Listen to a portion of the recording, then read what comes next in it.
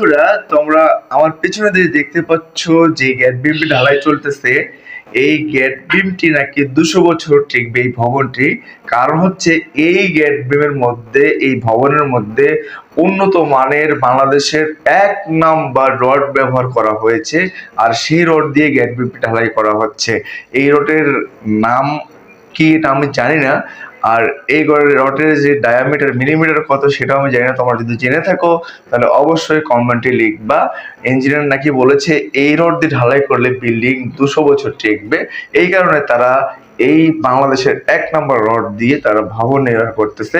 এই ভবনটি কত বছর টিকতে পারে তোমরা অবশ্যই কমেন্টে লিখবা। আর যারা যারা এই রডের ডায়ামিটার মিলিমিটার জানো তারা সেইটা লিখবা, এবং এই রডের কোম্পানির নাম কি সেটা তোমরা অবশ্যই কমেন্টে লিখবা। বন্ধুরা, ভিডিওটি ভালো লাগলে অন্যদেরকে দেখার সুযোগ করে দেবা, তারাও যেন এইভাবে সুন্দর রড দিয়ে বিল্ডিং নির্মাণ করতে পারে।